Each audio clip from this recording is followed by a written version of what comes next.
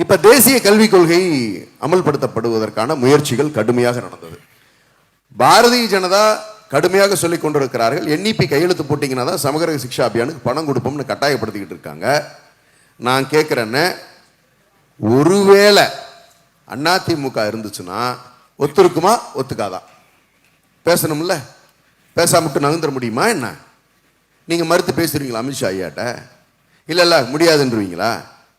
சத்தமே இல்லாம போய் நீங்க கையெழுத்து போட்டுட்டு வந்தது தானே நேஷனல் மெடிக்கல் கவுன்சில் உருவாக்கி அம்மையார் கொண்டு வராத நீட் இங்க வந்துச்சுல்ல. ஜெயலலிதா அம்மையார் இருந்தப்ப நீட் இருந்துச்சா? இல்ல. அதை நிறுத்தி வைக்கிற தெம்பு திராணி அம்மையாருக்கு இருந்துச்சுல்ல. விதிவிலக்கு பெறுகின்ற திறமை இருந்துச்சுல்ல. அது இல்லாம பண்ணது யாரு? பழனிசாமி ஐயா தானே பண்ணீங்க. அப்ப அது மாதிரி எனக்கு தெரியாம கையெழுத்து போட்டுட்டாங்கன்னு சொல்லிட்டு நீங்க நேஷனல் எஜுகேஷன் பாலிசி நீங்க உள்ள கொண்டு வந்துட்டீங்கன்னு சொல்லி சொன்னா, நீங்க பேருக்கு தான் இருமொழி கொள்கைன்னு சொல்லுவீங்க. உங்களை பத்தி எங்களுக்கு தெரியாதா என்ன? உங்களுக்கு எந்த கொள்கையாவது தெரியுமா? மாநில சுயாட்சினா என்னன்னு தெரியுமா? மத்தியில் கூட்டாட்சினா என்னன்னு தெரியுமா? திராவிடம்னா என்னன்னு தெரியுமா? கம்பராமாயணத்தை எழுதுனது சேக்கிலார்னு சொன்னவர் தான் ஐயா. நீங்க மீண்டும் மீண்டும் சொல்றோம்னு நினைக்க வேண்டாம். அவ்வளவுதான் உங்களுக்கு வரலாற்று பாடம் தெரிந்திருக்கிறது. தமிழர்களுடைய வாழ்வியலை பத்தி ஏதாவது தெரியுமா?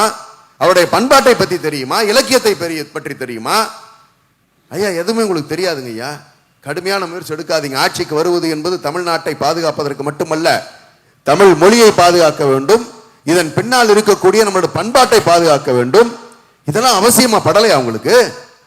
மொத்தமா இதெல்லாம் எதையுமே தெரியாத ஒருத்தர், பாரதிய ஜனதா சொல்லுகின்ற இடங்கள்லாம் கையெழுத்து போடக்கூடிய ஒரு நபர், எப்படி நீங்க பல்கலைக்கழகங்கள் எல்லாம் நீங்க கொண்டு போய் ஒரு கவர்னர் கையில நீங்க ஒப்படைச்சு அவர் சொல்றதெல்லாம் கேட்டு வெளி மாநிலத்துல இருந்து வைஸ் சான்சலர் போடுற பழக்கத்தை எங்க இருந்து கொண்டு வந்தீங்க?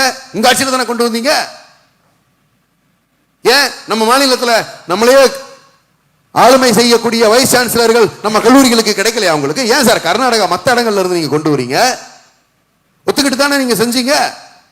மாஃபா தியாகராஜன் என்னெல்லாம் போய் கையெழுத்து போட்டு வந்தாரு தெரியாதா என்ன? அப்ப பேருக்கு தான் நீங்க இருக்க போறீங்க, அதுவும் இருப்பீங்களான்னு தெரியாது. ஏன்னா கடந்த உங்களுடைய கூட்டத்தில் நாங்க பார்த்தோம், உங்களுடைய போட்டோ ஒன்று இருந்துச்சு, இந்த பக்கம் மோடி ஐயா இருந்தாங்க, பின்னாடி உங்க கூட்டணி கட்சிக்கான சிம்பல்கள் எதுவுமே கிடையாது. அண்ணா இல்ல, எம்ஜிஆர் இல்ல, ஜெயலலிதா அம்மையார் இல்ல, கூட்டணி கட்சிகள்ல இருந்த எந்த தலைவர்களுடைய படங்களும் இல்ல. எல்லாரும் தாமரை முன்னாடி நின்று கிளை கழக செயலாளர் மாதிரி தானே பேசுனீங்க. எப்படி நம்ப சொல்றீங்க?